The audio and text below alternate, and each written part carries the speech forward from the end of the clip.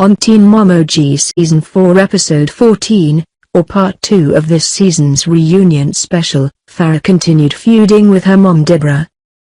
Meanwhile, Catelynn and Tyler opened up about Butch's relapse, and she also dropped a bombshell about another cast member. The most interesting segment of Teen Mom OG Season 4 Episode 14, by far, was when Catelynn explained what happened with Xanax Gate. With daughter Nova attending her first day of preschool, Catelynn was in New York City for press obligations for the MTV show. Balancing work and life when you're already prone to depression is difficult, and sure enough, this was a trigger for the proud mum. "I'm having a panic attack. I don't know what's going on. It started in the car, then all of a sudden," she said, "Matt Baier gave her Xanax. Matt just is like, we'll just keep this between me and you, and he just hands me this bar. I stuck it in my hoodie pocket. I didn't take it. Why not? She thought better of it for this reason. Because I just turned around and looked at everybody in the room, like, I know about his past and Amber's past and stuff. I was like, why the bleep does he have this?" Soon afterward, Amber Portwood got a sense that Matt was acting differently and confronted her fiancé, who said he was just tired. Then Catelynn, who reiterates that she did not actually take the anti-anxiety medication Baier offered her, notes that it oddly disappeared. "Well, the funny thing is it was in my hoodie pocket. When I went to go look for it to show Amber, Matt was walking down the hallway. We realized he was in my hoodie," she said.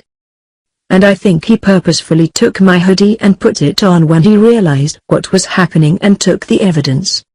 Once you get past the humorous imagery of Matt walking around in Kate's hoodie like it's totally normal, what a shady dude.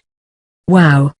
Matt Baier failed a lie detector test regarding his sexual advances toward women already this year. Now this bombshell.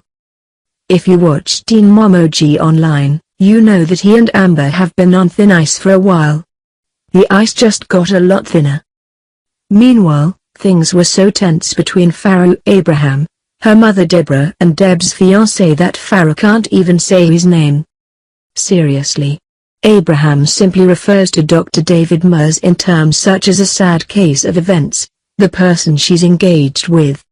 Farrah added, "Sadly, I have a lot of effed up people in my past. I don't like to bring irrelevant people up in my conversations anymore." Speaking of irrelevant people, Dr. Drew mentioned Simon Saran and his alleged $250,000 demand to appear on the reunion special. "MTV," he said, "turned that down."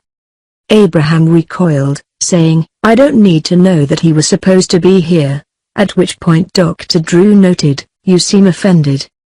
You seem like you don't want to talk about anything," he said, at which point the star got up and stormed off the stage. Vintage Farrah. Eventually, she returned to face the music, specifically, questions about whether she was abusive to her own mother on the series. Farrah replied that she had been through so much abuse, and when Dr. Drew sat down with Deb and her fiancé, he asked about that. Deborah rebutted her claims, there was no abuse. None of that went on. Everyone in this audience has had something happen to them. Is Farrah lying about being raped and or abused physically, then? Dr. Drew isn't so sure, citing Deborah's 2010 assault arrest and saying, "There's been knives and police reports." Deborah then clarified a specific incident.